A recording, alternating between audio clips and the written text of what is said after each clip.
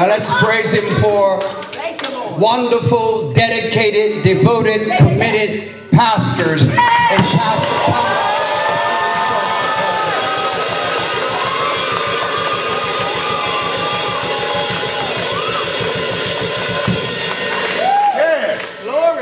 Privilege to be with you. Yes. It's a privilege to be with you. Yes. And to know that God still has his good hand on this ministry. Yes.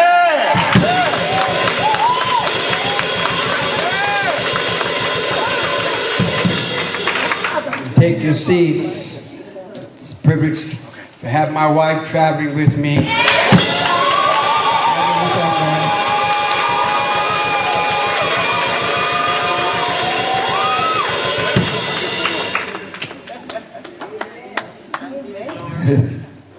It's always good to celebrate. Amen.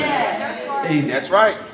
We miss some wonderful opportunities that come our way to celebrate. Amen. Because certain conditions or certain, I have to say, events that may occur that don't seem conducive for celebration. But I think I heard David say, I will bless the Lord at all times. At all times. At all times. And his praise shall be in my mouth. Yes. My soul shall make her boast Yes. in the Lord. Yes. And so I come knowing that God has given me something to share with you. Amen. I'm proud to be associated with this ministry. Yes.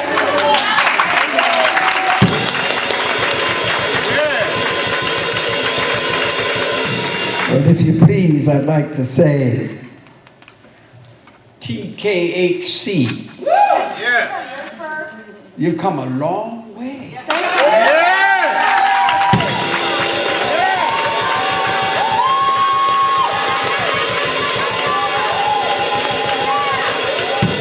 You've come a long way. Yes, sir. And you have journeyed some 12 years. Yes. To be able to come to this place of celebration. Amen. 12 years. 12 years. 12 years. Yes. Yes.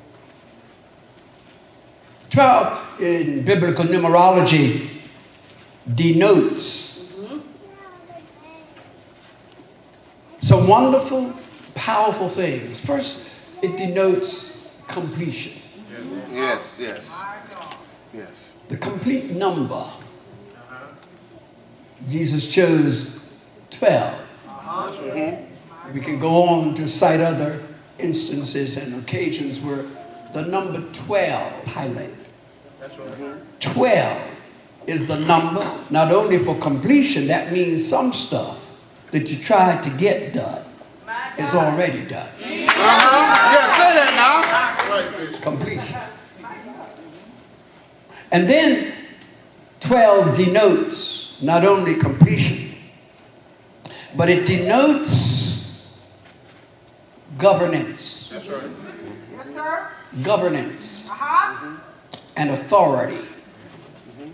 It represents the kind of commensuration that is owed to those who have paid the price. Jesus. Talk about it. You made a journey.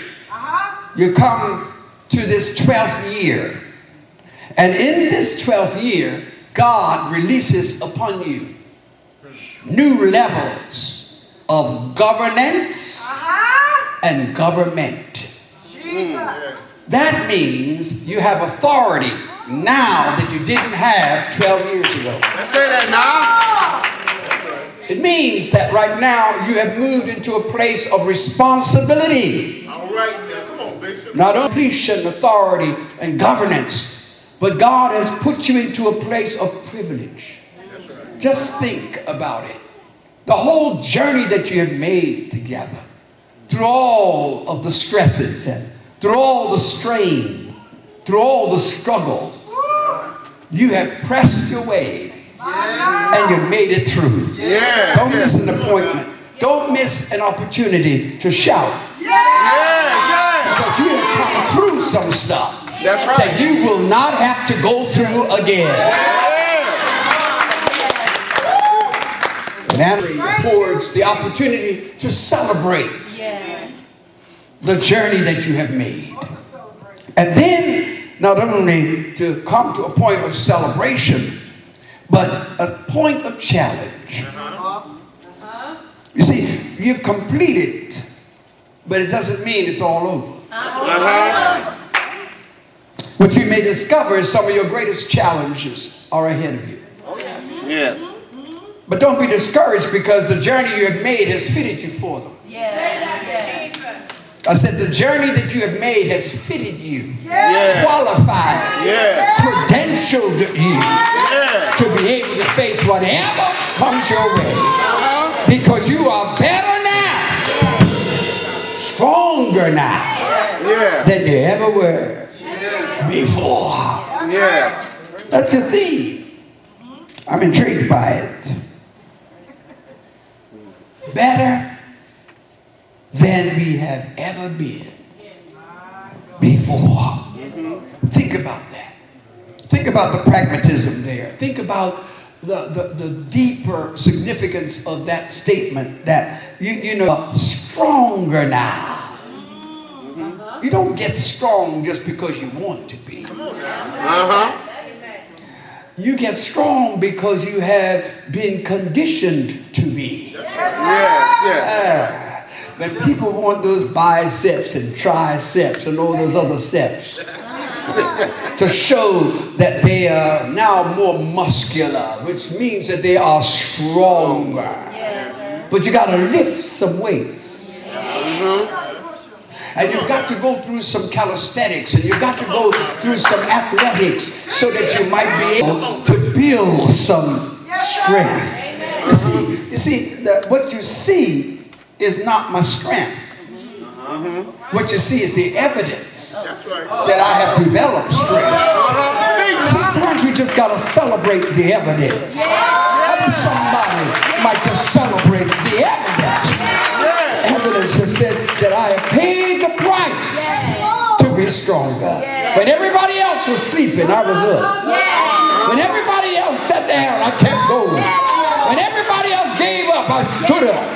Come on, somebody. I'm saying you have developed strength. Therefore, you have the evidence. And so you've come a long way. And I believe you've come to what I refer to as your Nebo. Nebo. Many of you have read already about that mountain, Mount Nebo. Nebo. Mount Nebo. Mount Nebo is a unique mountain because it's the kind of place or location where you're able, like Moses, after he left Egypt, and had come across, and God blessed him to. It's the miracle of sea parting so that he might come through. I could stay there a minute, but I got to keep going. See, sometimes we don't know where to celebrate. Some folk ought to celebrate. You haven't reached the promised land yet. But you ought to just celebrate that he got you through.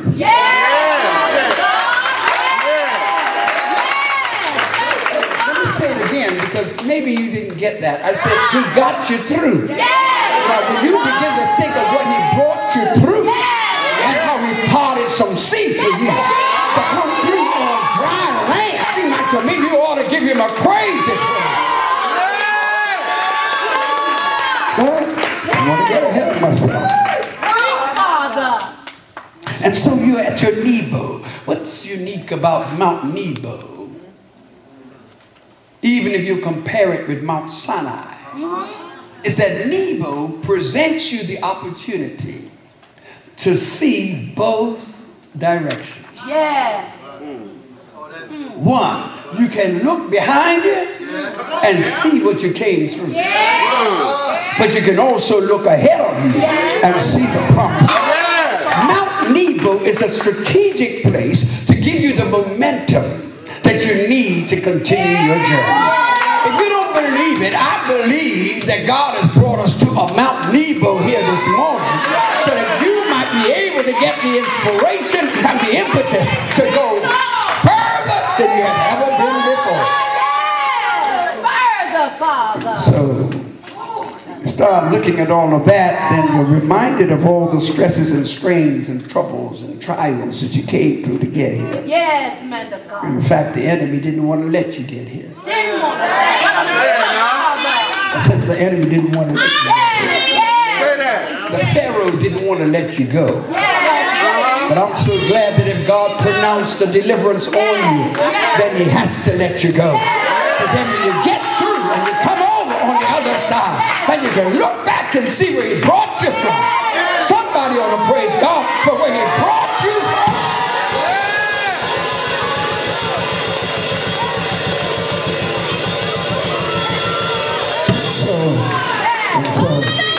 So I would like to challenge you about just before I get into the passage, because I think it's an awesome passage. I hope you realize what you did when you chose verse 24 in Psalm 105.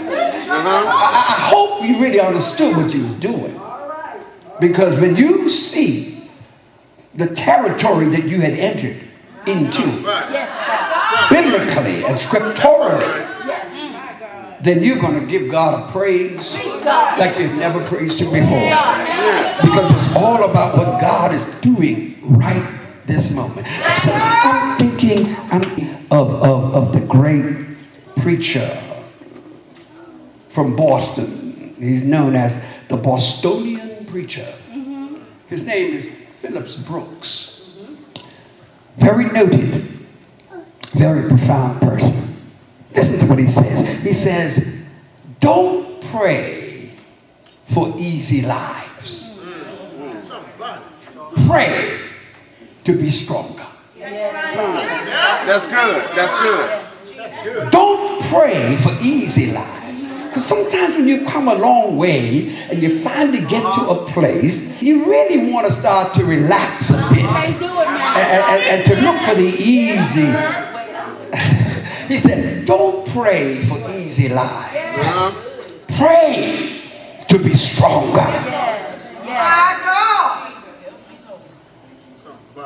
Because if we could just get the strength that we're going to need to go where we've got to go, then we're ready to make the journey. We're ready, yes. And so, even as I open this passage, let's go there. Psalm 105. And then you look with me to verse 24.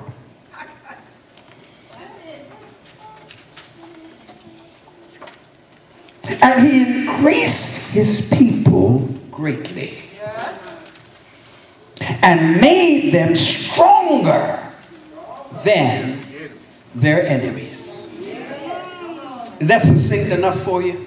Wait, let me just repeat it. He increased his people greatly and made them stronger than their enemies. Thank you, Father. Did y'all know what you were doing when you chose that verse? This is extraordinary. Because when you are tempted to just read and move on, we got to pause a bit and look deeper into this. And so I want somebody to just shout out right wherever you are, increase me, Lord. Increase me, Lord. Jabez did it.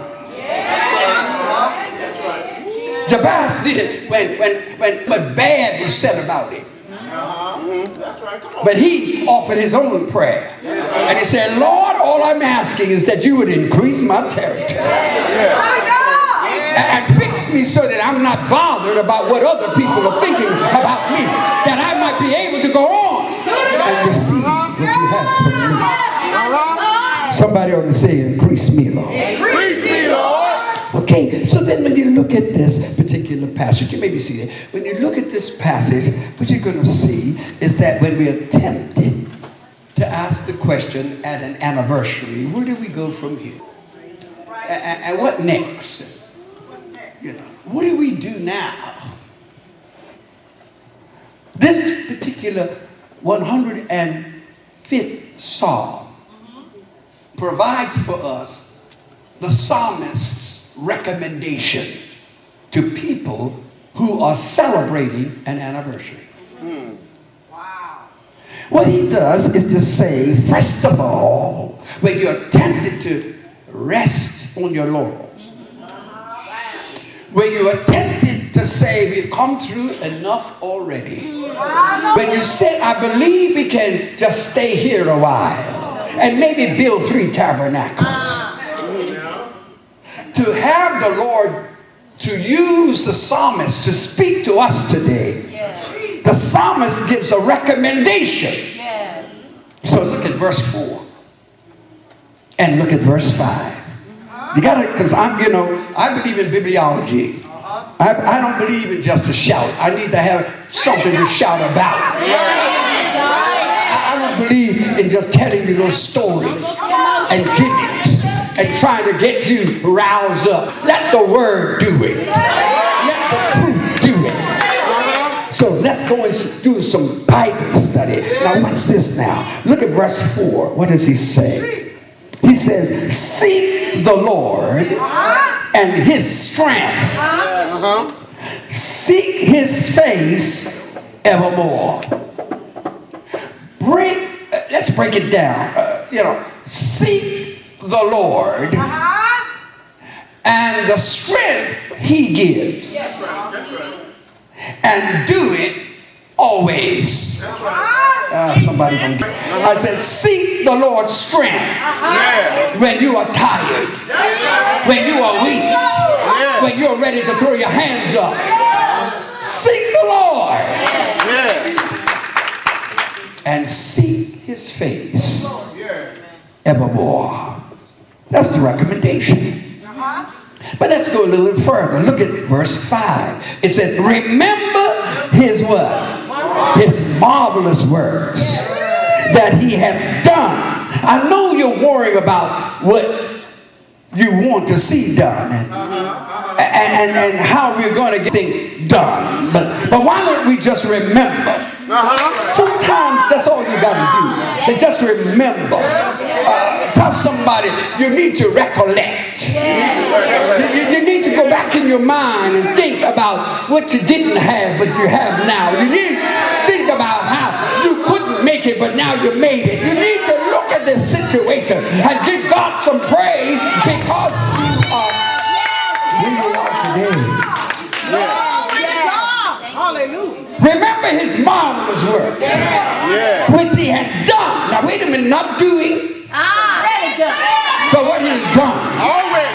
No, not what you like to see done. But what he has already done. Come on, somebody. For what he's already done. We ought to give him glory. We ought to give him praise. God brought you through something when you didn't think you could make it. When things look so dark and dismal and it looked like you could not make your way. But God brought you through it.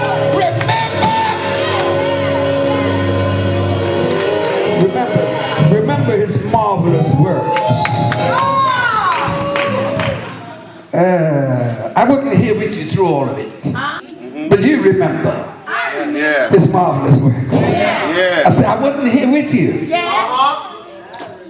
But notice with me, Bible students,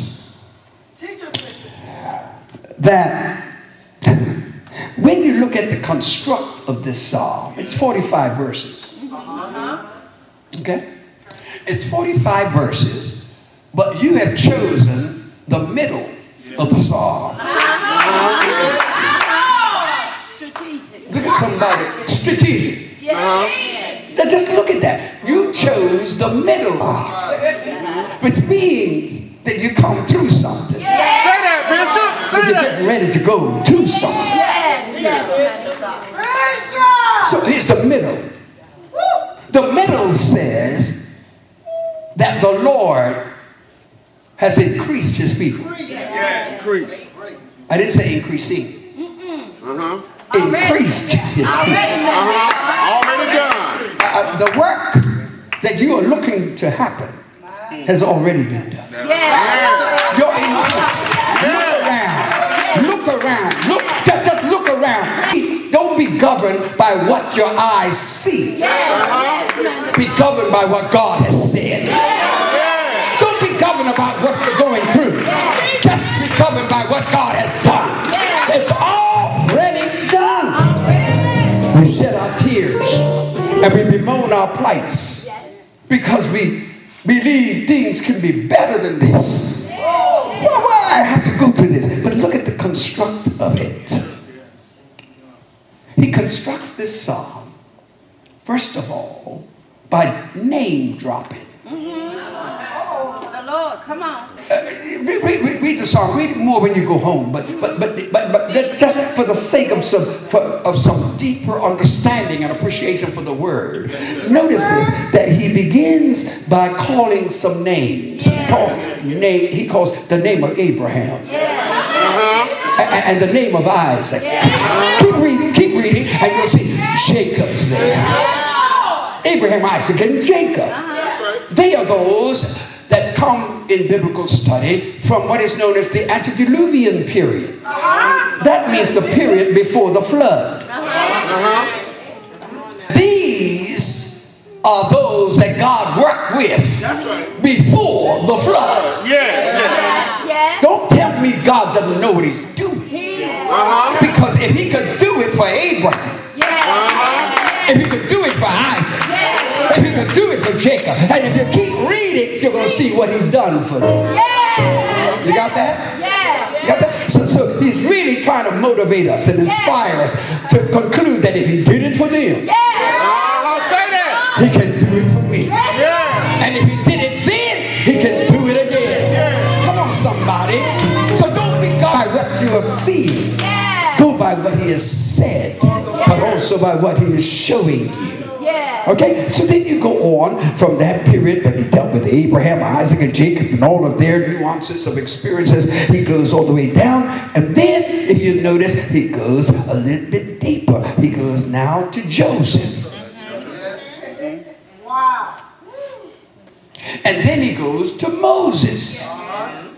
But when he goes there, dropping those names, he's really saying that Joseph, you know about Joseph, how his brothers hated him. Joseph, the man that went from the pit. You're all about? Where you are is only positioning you so you can get to where you're going. Oh, Lord, help me, Jesus. It may look unfair. It may look difficult. It may look hard. But somehow you're going through this because God's got that in store for you.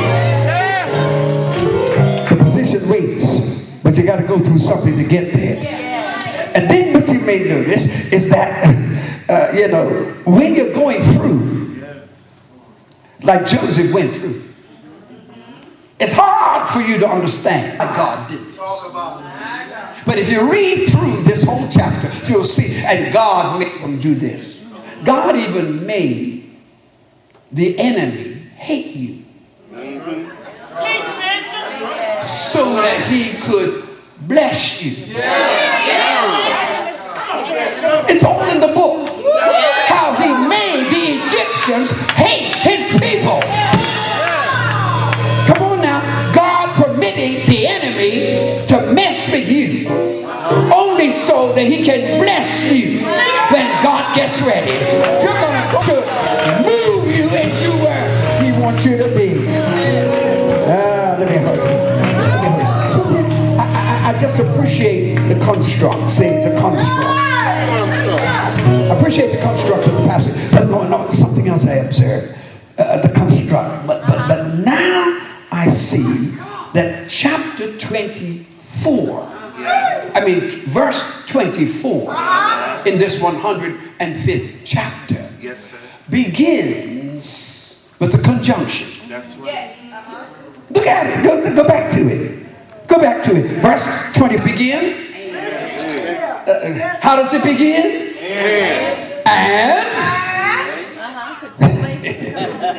And that's conjunction.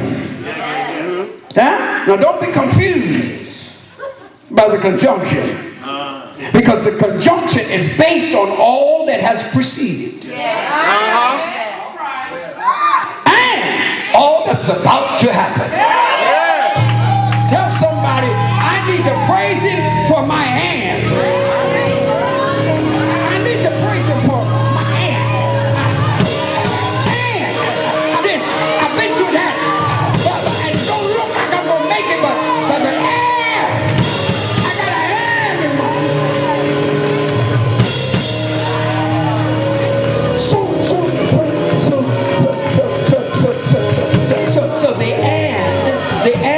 is situated in the middle.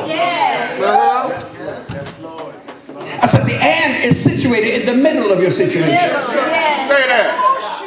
Don't be focusing on what you come through. And then don't even get too excited about where you're going to. We just stay here and celebrate an and. Because with all I've been through, what the devil didn't know is that God has an and. Because with all that I've come through, it's not over yet.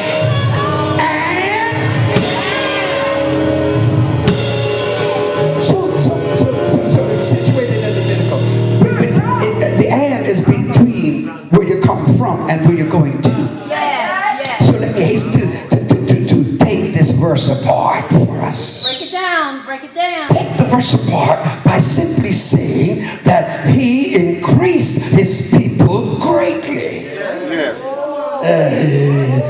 He increased his people greatly is to suggest to me that he made them numerous. Write the word numerous. Because he made them numerous, which means that he is increasing their number. Come on, Bishop. It's a numerical. Yes, sir. It's a increased his people greatly. Greatly. Which means he made them numerous. When we can know that there's more to us than what you see. When we can celebrate the fact that we are bigger than this. Look around the room this morning and just look at somebody and say, it's bigger than this. Look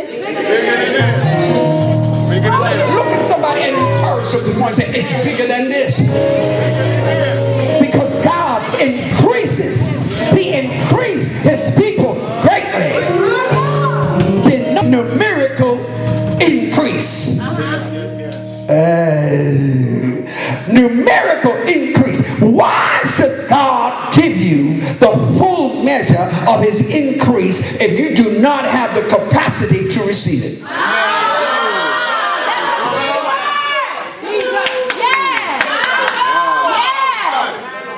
God only has you to the degree of your capacity.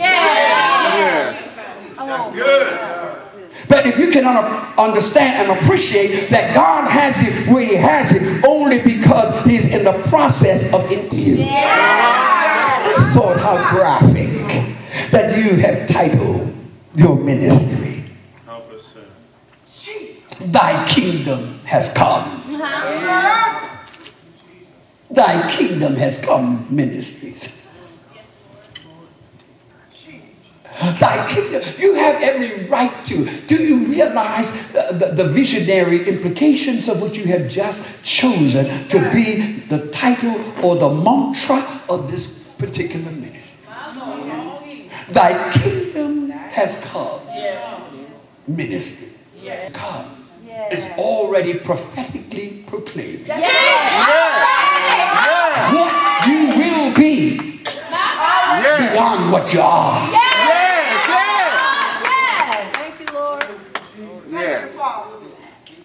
I thought how graphic. It says, now watch this now. God is so awesome that God will do some things for you. Yes, Father. The Bible said that God would even rebuke the enemy for your sake. Yes. It's all written in this. Same chapter. Say same chapter.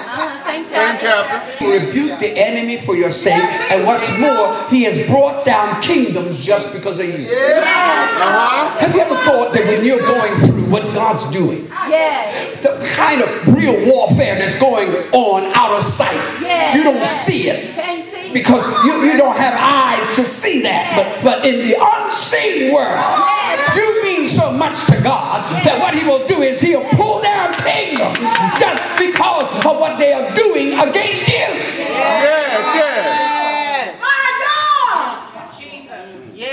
And then God stands and God said, it's all there. Touch, not mine anointing. Read it for yourself. He said, touch, not mine anointed. Look verse 15. He said, touch my anointed and do my what? My prophets no harm. But that's before, that's after he has suffered no man to do them wrong. He reproved kings for their sin. I'm reading it so that you'll know I'm not just throwing it out there. It's written in this psalm that y'all chose. Yes, sir. Yes, sir. To celebrate this anniversary. Yes, sir. And I'm telling you that every enemy, every foe that has plotted, planned, and strategized against your ministry, it's already failed.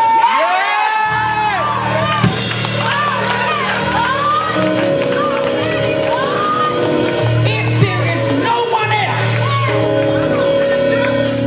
that has any awareness that God is operating right now, and if you would just join me just for one quick minute to give God glory, that there is an army, that there is a force, that there is a work of God, that there is a supernatural. Sit down. Now, watch this now. Watch this. It says, this blessed me. Moses, say Moses. Moses is going to say something. Moses is declaring something. Look with me in Deuteronomy chapter 4, 6 and 7. Deuteronomy chapter 4, verse 6 and 7, real quick. Listen to what it says. It says, are you there? It says, surely this is a great nation. Nation is so great, who hath God so nigh unto them, as the Lord our God, watch this, in all things that we call upon him for. Wow. What God Yes. is so great? Yes. Come on now. And what people is so great? Yes. Yes. That God would honor us, that whatever we want from him, Yes. whatever we want him for, watch this now, that he will hear and he will answer. He said, in all things that we call upon him for. Have you called upon him for anything lately? I want you to know whatever you have called upon him for, he is able to do it exceedingly, abundantly, above all that you could ever ask or think. Moses was alluding to the fact that when they went into captivity, they were in the hundreds. But when they came, they were in the millions. Some say that it was 6 million. Tell somebody, don't judge me by my present condition. You got to see me far. You got to see me far. You're going to have to see me way out there. Great.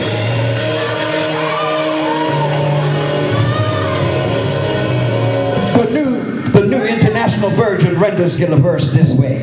It says, he made them too numerous for their enemy.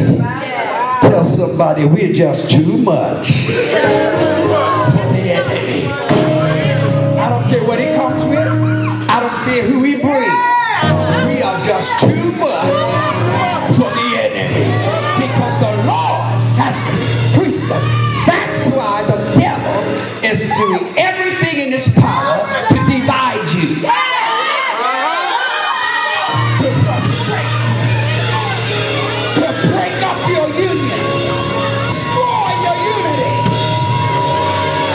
Because if you can just realize that there is power in numbers.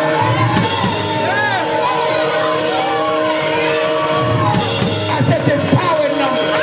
I said there's power in numbers. And when the enemy sees how big you are, when the enemy sees how great you are, he has to back up. He has to take his hands off. He has to turn back. Why? Because God has increased you greatly. I gotta go. Point to say.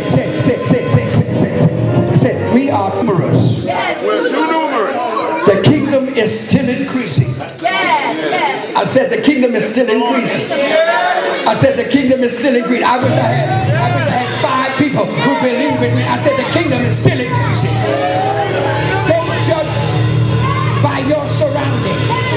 Don't judge by your limited territory. The kingdom is coming. The kingdom is increasing. The kingdom is increasing. The kingdom is increasing. We are increasing. We are increasing. We are increasing.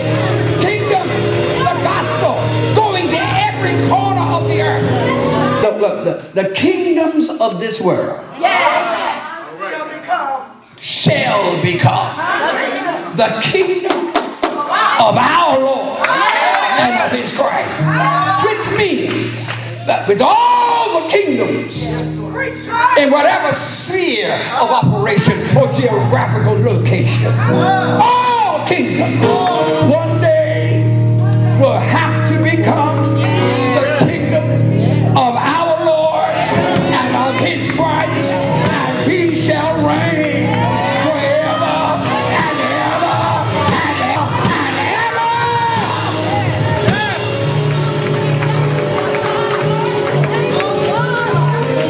ever. Read it for yourself. Revelation 11 verse 15. Let's go to point 2. Point 2. Just look at the way it says we're numerous. Tell somebody we are numerous. Okay, all right, point 2, here it is. Point 2 is that he made them stronger. Yes. He made them stronger. Yeah. Now, look at somebody and say, we got to go with this. We gotta go with it. Because where I'm going to take you now is, it cannot. Yes. I just threw it out there to you. So what I would like for us to see is Revelation. Ready? He said, he made. Say, he made. He made. It doesn't say they were stronger. It doesn't say they were stronger. Say that.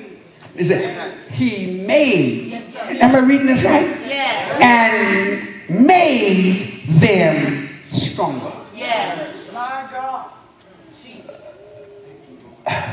Wow. He made them stronger. Yes, sir. Because in themselves they were not strong. Yes, sir. But when he makes us strong, then we give him the glory for the strength. Because he made us stronger. Come on now. Yes. He made. That means he did the operation. Yes, he did. Yes, he did. That means he facilitated the wherewithal to make us strong. Yes. Strong in the Lord Yes. and in the power of his might. Yes. He did it. So that's why he began in verse 4. Notice in verse 4 he said, seek his what? Strength. Seek his strength. Say, seek his strength. Seek his strength. Stop trying to be strong in your own strength. Say that now. And stop claiming that you made yourself stronger. Because he made his people stronger. He made his people stronger. Maybe this will help you. 2 Corinthians chapter 12. 2 Corinthians chapter 12. I was going through something. But in the midst of going through what I was going through, God gave me a lesson to understand what he can make of me in the midst of going through it. He can make me stronger as I go through it. So Paul says, when I am weak, then am I strong. Oh, I'm not. You're either weak or strong. Come on, Paul, get this thing right. You're either weak or strong. But you're not going to tell me that when you're weak, you're strong. That's right, Paul. Come on, sir. Paul is saying that when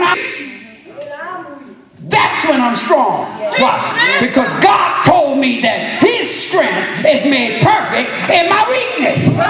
Oh, I said you're not going to buy it. But wait a minute now. He's saying that when I get weak, I don't have to apologize for being weak. That's right.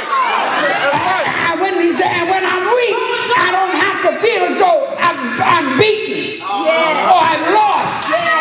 But he said, but when I'm weak, that positions me to facilitate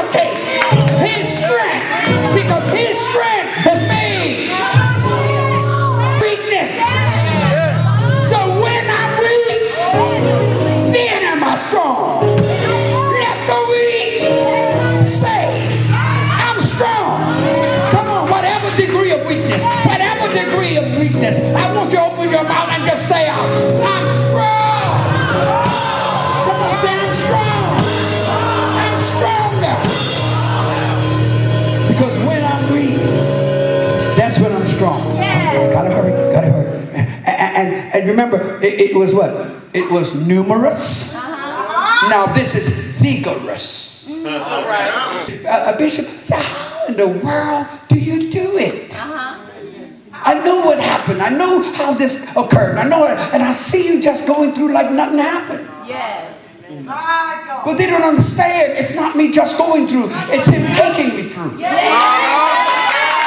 Because when you are weak, you give God an opportunity to do something so he can get some glory out of your situation.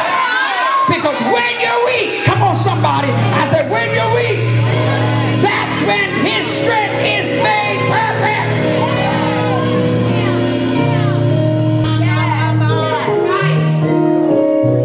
So you and I have to appreciate the words of Daniel.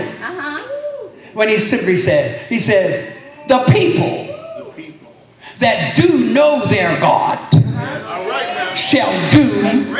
The people that do know their God shall be strong and do great exploits. Daniel 11:32. That means when I'm at my weakest, watch how you handle me. But when I'm weak, it means God has shifted me. He's positioning me. Because I know I can't do it. I know I can't stand it. I know I can't bring it about.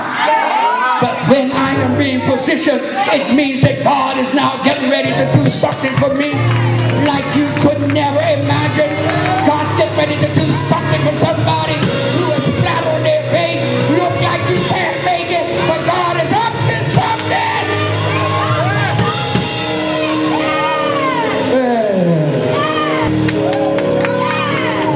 So when it looked like it was just ordinary, they discovered that we were vigorous, which means extraordinary power. Extraordinary power is supernatural power. Yes, it is. That means supernatural power ought to be presenting supernatural signs and wonders. Speak, Father. So if you read through the passage, you will see, come on, say same book. Same book. And you're going to look at verse 27. See what it says. It says, they showed what? Signs when?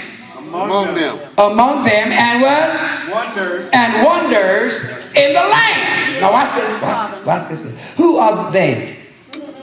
You know who they are? It's Joseph. And Moses, rather. It's Moses and Aaron. It's saying that Moses and Aaron are so supernaturally endowed that they are revealing signs. When Moses walked into Pharaoh's court and he said, we can become so exclusive in our performance that we are shot to the top of everything and everybody got to check you out. No, this supernatural endowment ought to be a natural endowment to the extent that signs and wonders ought to be natural among the people. Bodies ought to be healed. Cancers ought to be canceled. Something ought to happen supernatural because I'm hooked up to a supernatural miracle working God. And God endows me with that. And so there ought to be signs, say signs, and wonders. Because I'm vigorous. Say I'm vigorous. Showed signs and wonders among them. And then lastly, notice, he made them stronger. Watch this. Than their enemies. One verse. One verse. And he increased his people greatly and made them stronger than their enemies. So they were numerous. They were vigorous. Now they are victorious.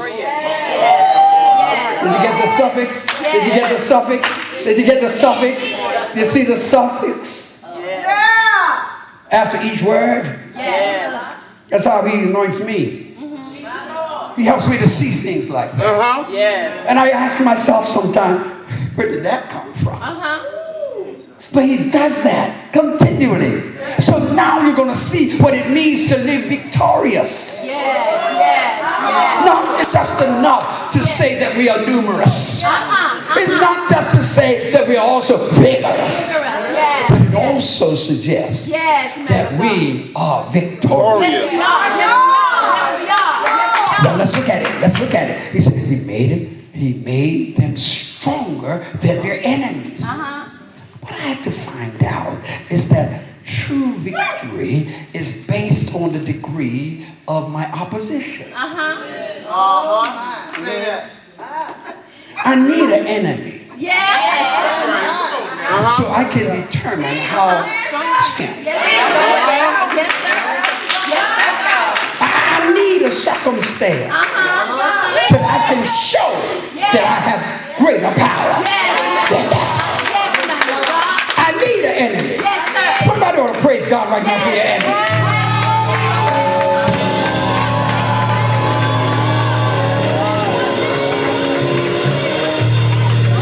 Let me hasten as I wind this up now. Let me hasten as I wind this up now. Watch this now.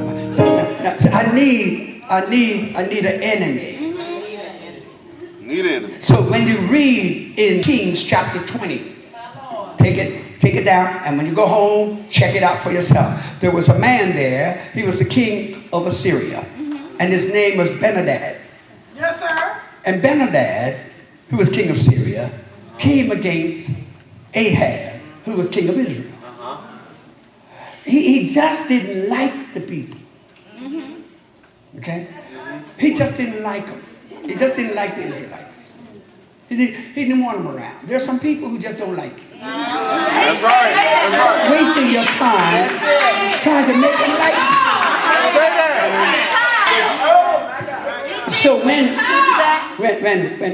Benadad said to him, "I'm gonna take everything you got," he said, "Well, I'll tell you what. You don't have to fight. You don't have to fight. I have it at the door for you. You can take everything I got. You can take it all. You can have it all. But just leave me alone. Give me a little peace." Not knowing the enemy will never be satisfied. Never. So what the enemy did, he took it and then turned around and sent back and said, "I heard you got some other stuff back there. I heard else back over there, and I want that too." Go get it. So here comes the armies of Abinadab, the Assyrian armies, and now they're coming to take what he has back there. But what he did was he met, this is why pastors, we need somebody in the fellowship that can help you to think through and process some things that you cannot do by yourself. So he went to some of his elders and told them what he was going through. And so the elders said, "Well, wait a minute now, okay? I don't think you should give up everything. We should stand firm. And just let the enemy know, no, we ain't giving you that. You may want my children, but you ain't gonna have my children. You may want my job, but you ain't gonna have my job. You may want my church, but you're not gonna have my church. I'm not giving you nothing. I'm not giving you anything." And so the enemy decided, okay, we're going to step this thing up. You going to fight back now? Oh, you want to fight, huh? Oh, you want to fight? Oh, okay. Well, what we will do, I'm going to increase my army, and I'm coming, and I ain't going to give you no breaks this time. But there's some people in the community who have not been fighting yet, but I believe they're ready. They're in the congregation. They haven't been fighting yet, but I believe they're ready. And he brought them forth. And when Abinadab came with his army, he met a formidable defense. And they whipped him. And they killed and slaughtered. And guess what? Abinadab had to get a horse and go riding out of town. I want to take them now and just celebrate that the enemy is going to go for a ride away from me.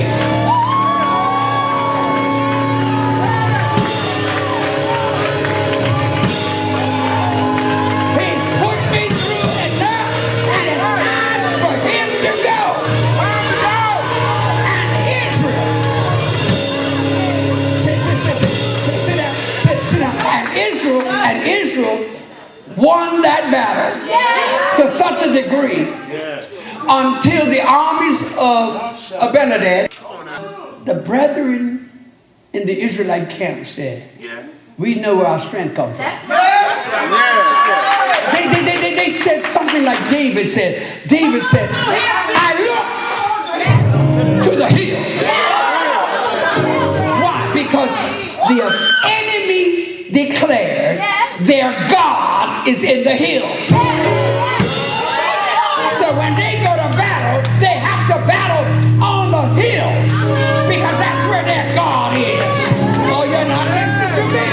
I'm saying we are trying to fight battles on the devil or the enemy's territory. You don't have to lower your standard to fight the enemy. If you want to fight him and if he wants to fight you, you let him know. You got to come on up to the hill. You got to come on up. You got to get up. You got to go higher.